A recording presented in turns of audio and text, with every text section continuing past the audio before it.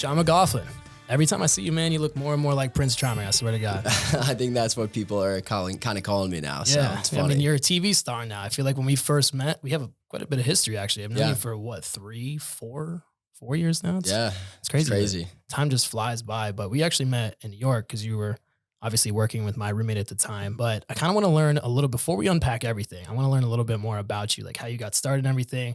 I know the Bachelorette kind of took over a lot of your life recently, and that's been really, really cool to see on social media, what you've been up to. So I want to unpack that story, but were you in Bachelorette season 19, 20? Season 20. Season 20. Okay. 20 great. Seasons. Yeah, it's crazy. That is wild. I really want to dive into that, but I kind of want to learn a little bit about who Sean Mclaughlin is at first. You're not originally, I know we're in Tampa now, but you're not originally from here, correct? No, I'm from New York originally. New York? You're upstate, right? Upstate, like Albany, Saratoga area. I'm from a really small town. Like I grew up in a place maybe had 500 people in the town. Like everyone knew everybody. So really? Yeah, getting down to New York City eventually was a jump scare. And then obviously with the show, that was kind of huge news from where I'm from. So huge jump, right? Okay, so you're from like a really small town. I know we met in New York City. Is there so you went to college in upstate New York too, right? No, I went to Fordham University down the Bronx. So that's how I ended up down there. I was dating a girl. I went to University of Tampa in Florida originally, played baseball. That's what I thought. That's what I thought, how you had the connection from both cities. But yeah, so I was dating a girl in New York, and when I was at University of Tampa, I kind of got into, I wanted to be an investment banker on Wall Street, right? Okay. That was the dream. So I was like, you know what? I'm dating this girl. I'll move up to New York City. That's where Wall Street is. I shot at some internships there. So I move up to New York.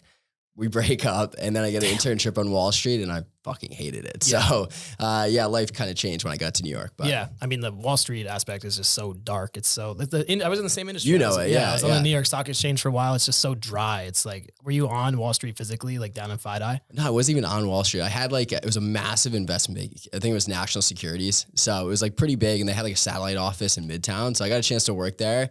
And I just wasn't really loving it. Everyone hated like their life there. Yeah. Like all the people I was working with like just were miserable. Damn. And I'm normally a very happy guy. So I was like, this is just not the environment I want to be in. So once I did that, I was done. But I love the sales aspect of it. I loved talking to people.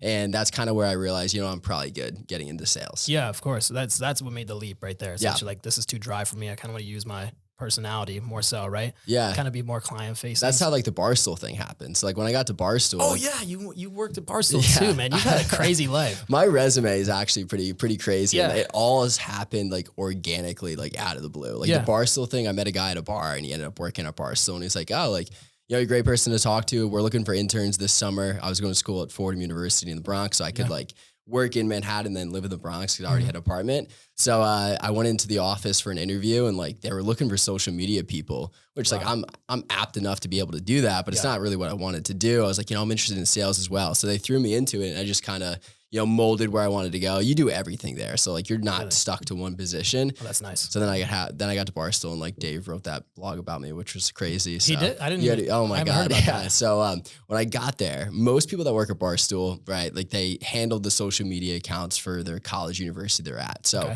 I show up, and everybody in that intern class did that besides from me. Okay. So I show up, and they're all like, they were great guys. I love them. I still keep in touch with a few of them, but they didn't really.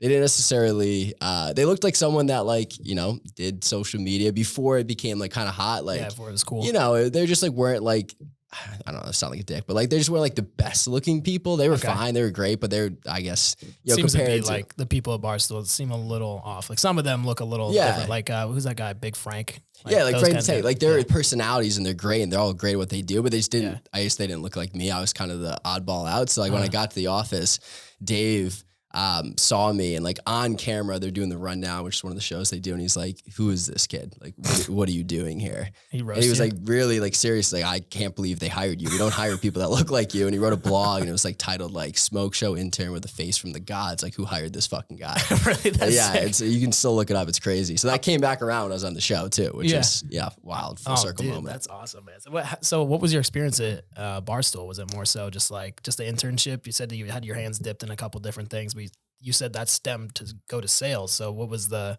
experience that made you want to take that career path? Yeah. So when I was in Barstool originally, I was just going through the DMs of Barstool, trying to find funny videos that we could post on the main channel at first. And then, there was, this was right at the time when they started to, grow, and they got funding from the training group originally, and they brought in Erica Nardini and Deirdre Lester, who was their chief sales officer, CRO. She was great. So I started working under her with some of the account executives there. We basically would work with, brands, a lot of them with alcohol brands. Yeah. And I kind of saw how they were operating. Like, hey, if you work with, Budweiser, whatever it's going to be, we do activations for all the talent that was at Barstool. And I love that aspect of it. I still did everything. I did merch, did radio, like whatever they needed help with. I was kind of utility player, didn't have like the biggest part, but that's kind of how sales came into play. I was like, wow, I think I'd be really good at that.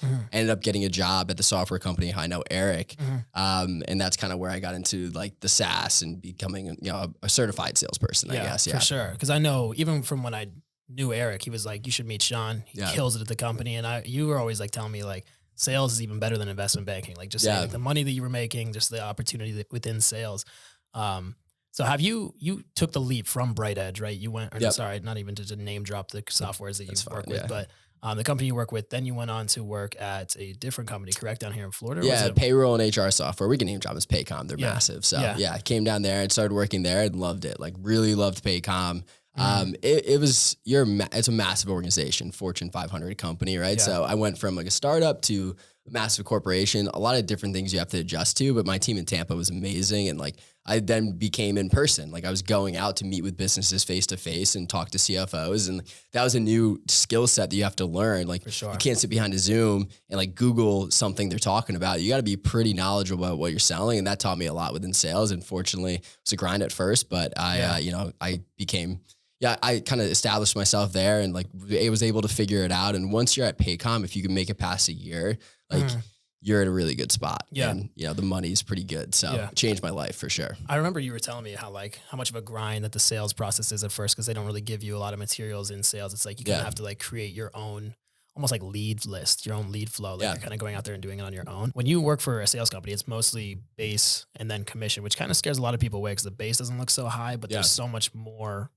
opportunity for growth, like glass ceiling type of thing in sales. Does that ever like deter you away from things? Is that more of like does that inspire you more to kind of have like the entrepreneur type of role with it? I think for me, Paycom was great because you had a pretty high base, but it was also uncapped earning potential. And once you get into the bracket, your commissions get pretty large. Like we got 40% commissions or something like that. Wow. So if you're selling a lot, like once you hit that bracket of getting the 40%, it's awesome. Yeah. And it was never really a deterrent for me. I'm always the type of personality where it's like the harder you work, if you're able to get more out of it, that's always going to motivate me. Like I never wanted to get into like, hey, I'm capped out. Like my base salary or my salary is 100K. And no matter how well I do or how bad I do, that's what I'm going to make. I always wanted that motivation to be like, all right, if I do well and continue to do well, I'm going to make more and more and more. So that's kind of what motivated me and like has been so helpful for me in my personal life and like, buying a house and all those things. So that's kind of the mindset and, what I really enjoyed about Paycom and sales in general. Yeah. Yeah, man. I would love to hear like your kind of sales process, right? Because I feel like there's such like a deep understanding of it and such like a large psychology piece to it that people don't really focus in on. Yeah. Because I've been, and I've been on the entrepreneur path for the last 3 years, and our marketing company is kind of hitting the point where we're really about to start to take off, and it's really starting to funnel right now. But a lot of that process now is like everything's infrastructure in place, technologies that we've developed are in place, and now it's just scale. And that scalability really just is sales. Now we just have to sell ourselves as a company, sell our services. So I've really underappreciated the fact, and now I really kind of am like hyper aware of how like sales is so important in any aspect of it, whether it's selling yourself in real estate or selling yourself as an employee. Like you're selling yourself at any aspect. Like obviously even on the Bachelorette, there's some portion of like psychology to sales to yourself, because you have to, pitch yourself and why you're the best. Right. Yeah. But I want to hear like how you would approach selling something. Like we can even take an example of Paycom, or how are you approaching, whether it's like a cold lead, warm lead, like what is your like viewpoint on how you approach somebody to sell them a technology? Or let's start with technology. Yeah, I think the biggest thing for me is one, like they gotta like you, like especially in Paycom in general, like people are gonna buy from people they like and they also trust. So at first, like you're going in just to try to establish a relationship and establish credibility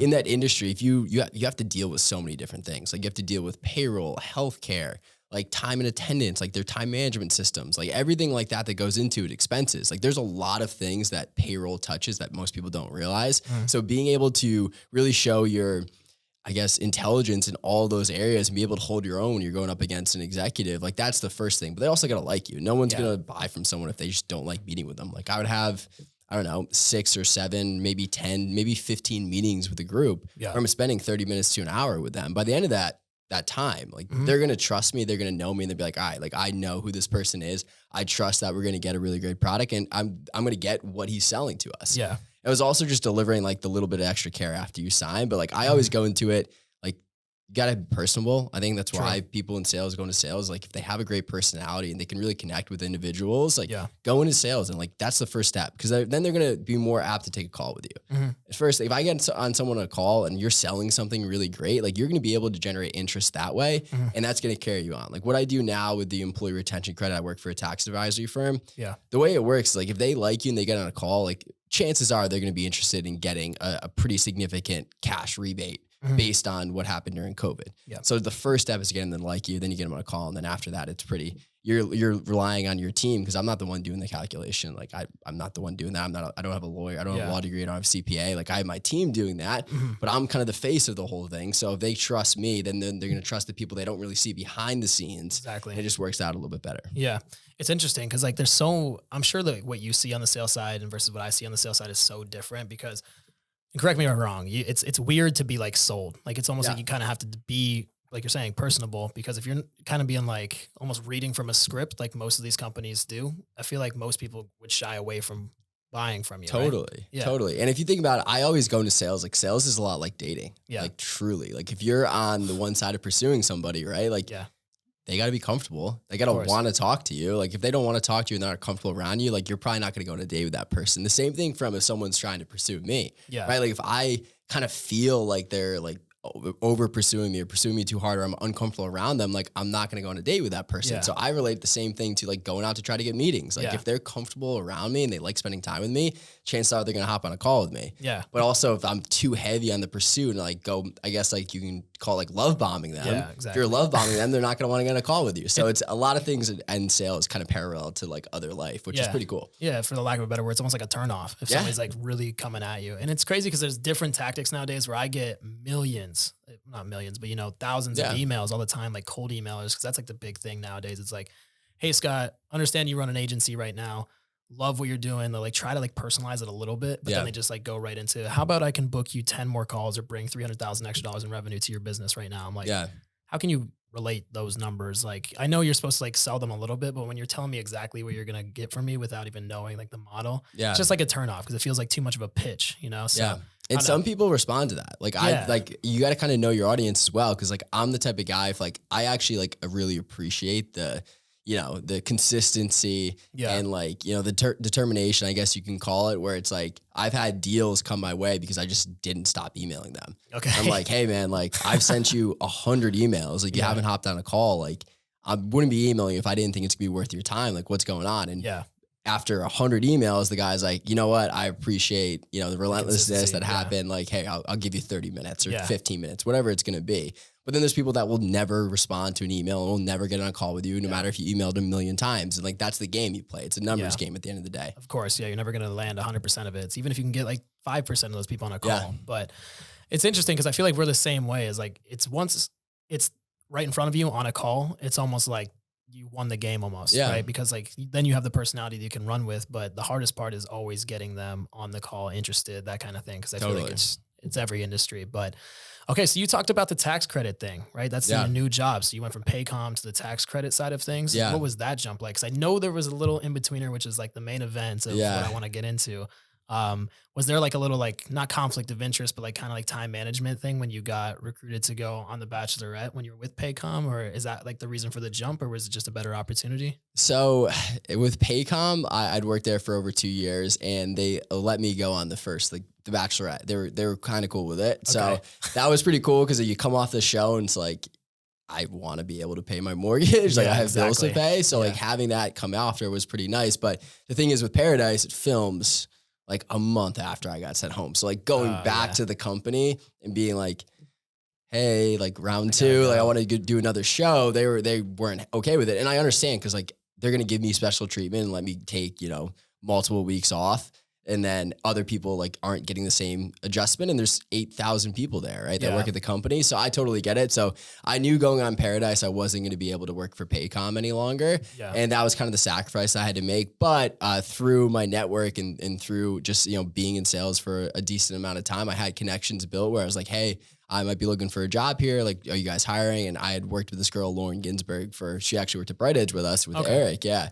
Worked at 3 companies. She worked at Paycom as well. And she went to this company. We're now called Sagemont Advisors. She's like, hey, I love it. I think you'd be great for it. Have a call with my manager. Had a call with him. He's like, yeah, man, like we'd love to hire you. Yeah. And I'm like, amazing. I'll take it.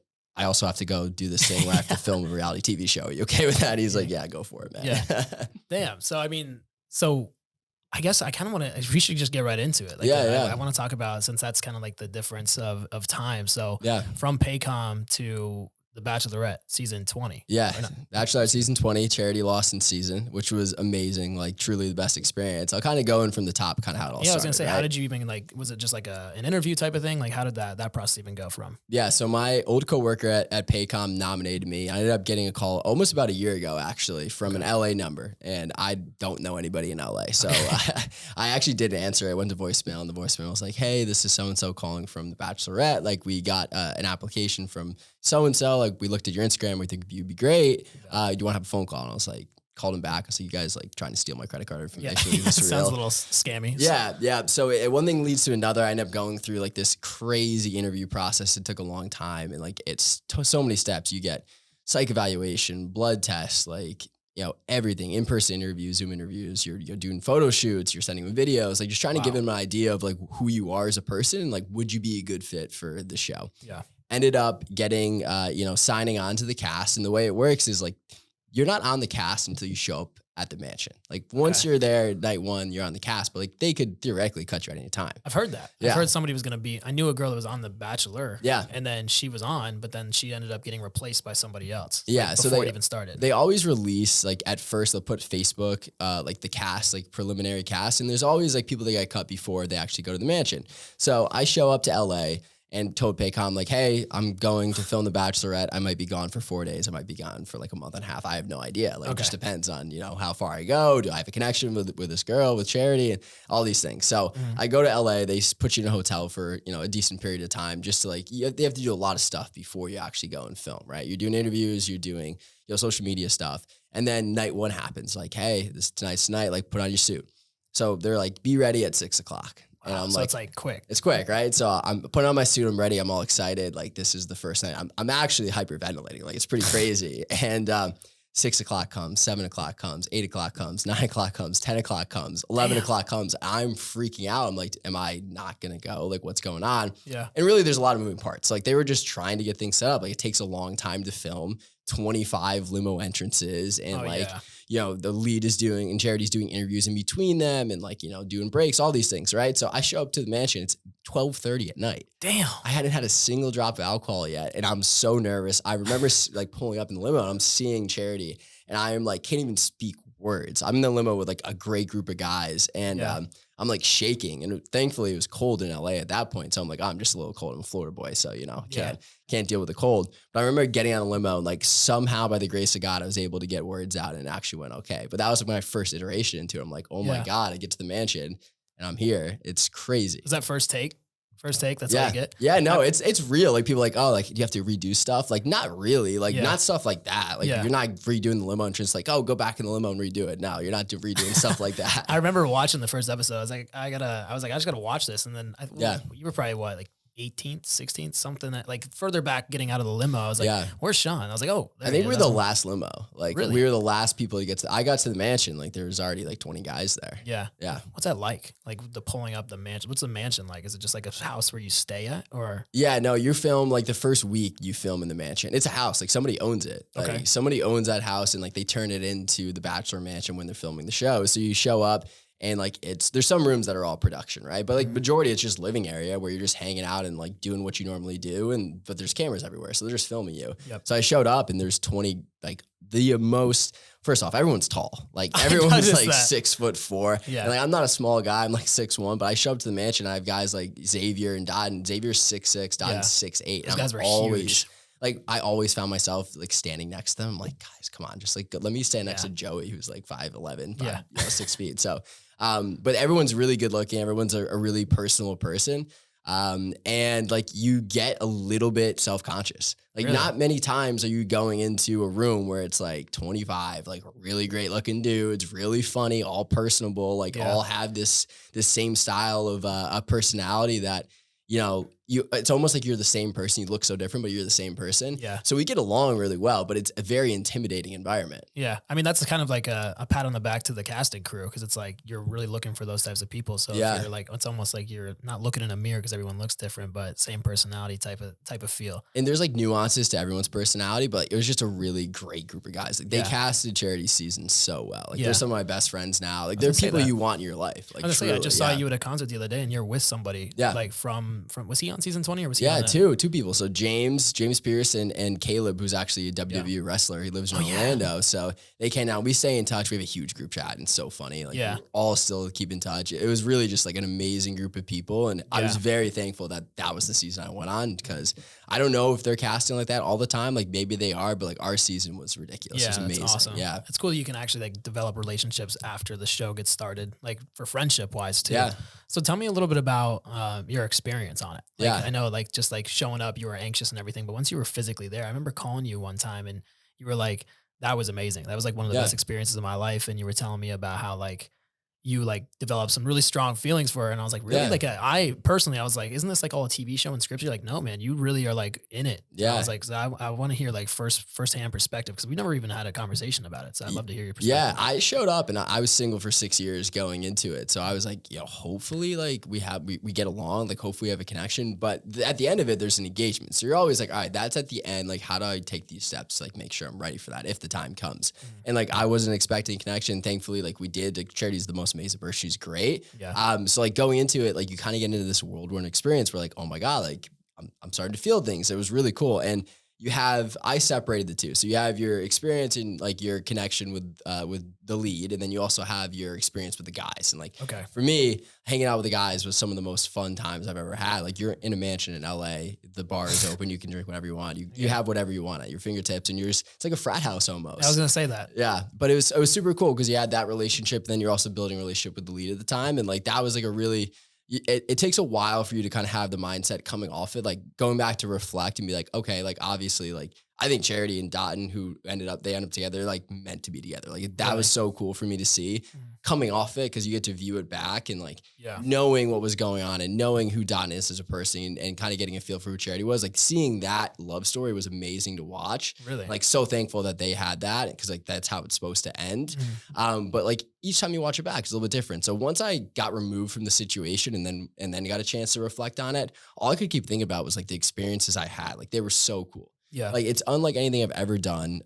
TV aspect of it, doing interviews, being on camera, like connecting with the guys, like going on these crazy dates. Like we had a date where you have to write a song and sing it in front of like 200 people. It was, I've never done karaoke before, let alone write a song and then sing it in front of 200 people. Like you get so far outside your comfort zone. And I think that's the best part of it was you don't have your phone.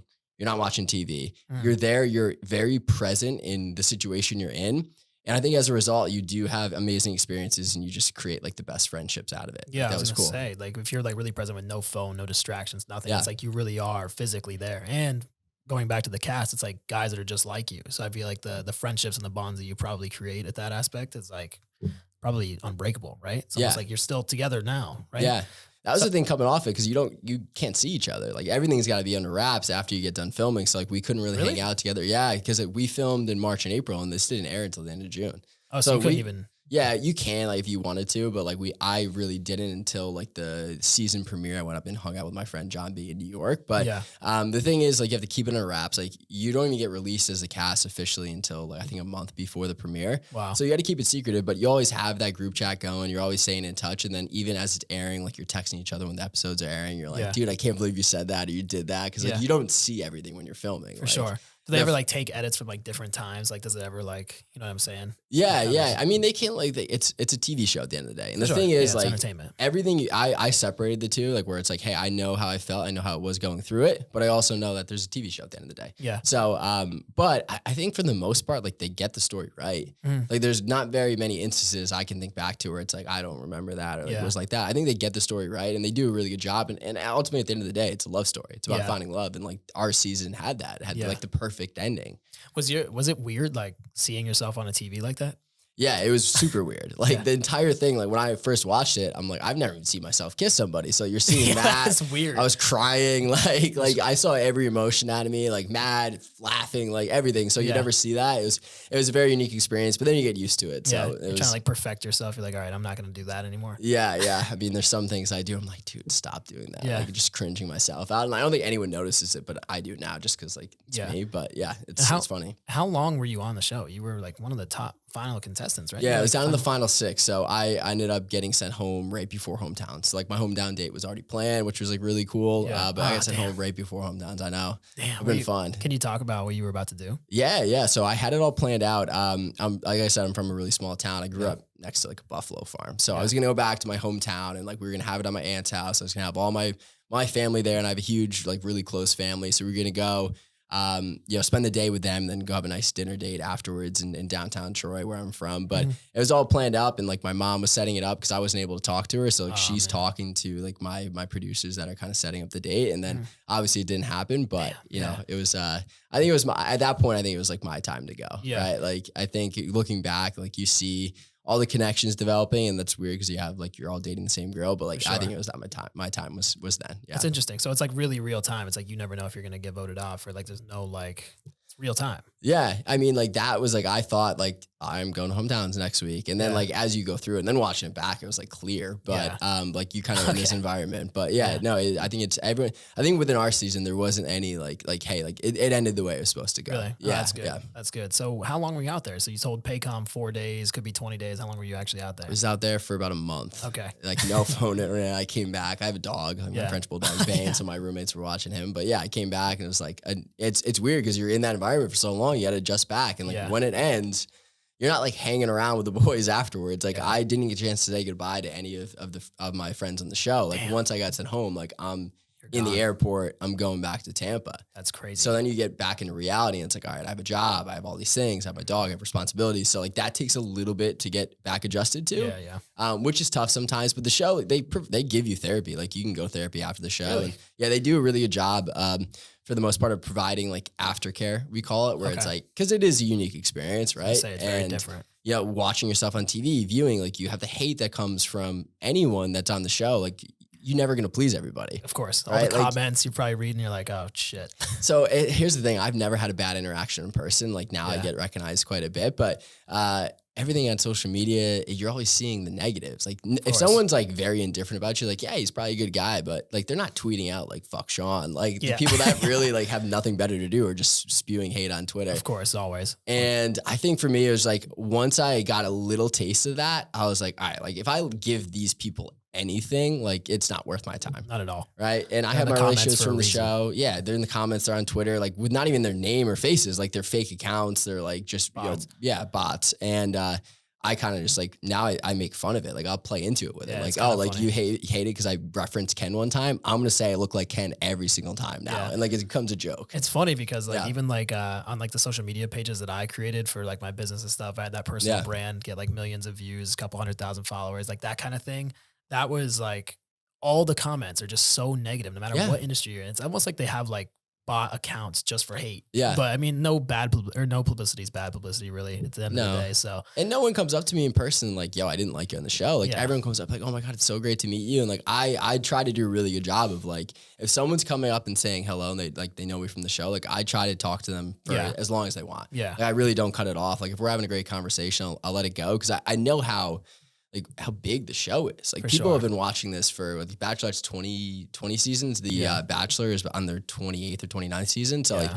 there's a combined, 48 seasons of the show, which is kind of like, you have daughters watching with their mothers, you have families watching together. Like, it creates an experience. And like, I'm very thankful to be a part of it. Yeah. And like, I try to be great to everyone I meet in person, and I haven't had a bad interaction. Yeah, that's great, man. I saw you up in New York at the tennis, what's it called? The US Open, yeah. US Open. And I've been following Jason Tardik for a while just because he's a business guy. Shout out to Jason. He's great. And I saw you with him. I was like, damn, this is like really like a whole community that he's now like a part of. Yeah, it's like an alumni network. And the thing is, you have the shared experience that no one really understands what it's like to go through the show. And then you have, like, it's called Bachelor Nation. Like, you have the Bachelor Nation alumni, you have the community. Like, Jason's like a great dude. And like everyone I've met that has been on the show is just an awesome person. Yeah. Even like if you have this idea of them on your head of what you see from them on TV, I meet them in person. Like, I would hang out with this person all the time. Yeah, of course. And like all the girls are like that, the guys like that. And Jason's no exception. He's like an awesome dude. Yeah, he had a great night. Yeah. Yeah.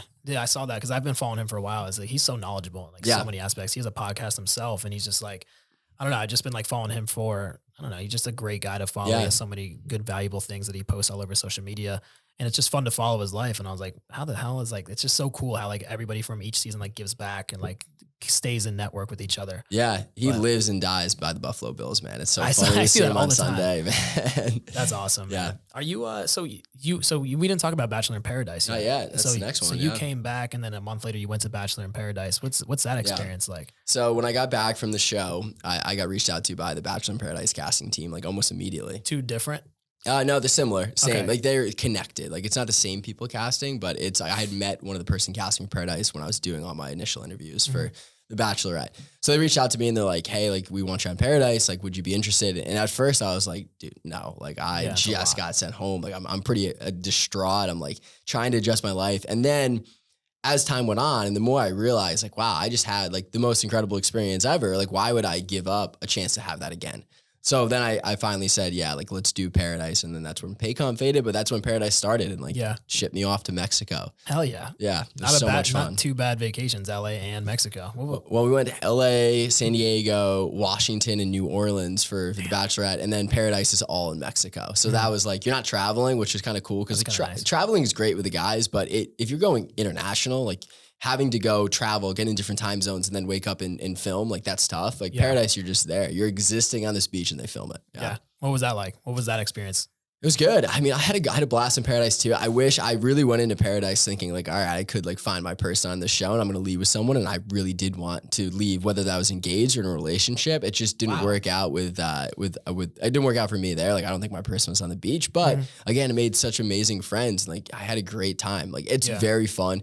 Although the living conditions aren't great. Like, you're sleeping in open air, you have no AC. Damn. Like, sometimes you're filming and it's, 100 degrees on the beach. So it's not like the most glamorous. You're not staying at 5-star resorts, but I had the best experience and it was so much fun. Like, you're just hanging out, and a lot of my guys from Charity season ended up going to Paradise. So I saw a couple of who's the guy that had the earring? Yeah. So Braden was there, Aaron B, Aaron S, Tanner, John Henry, Mike B.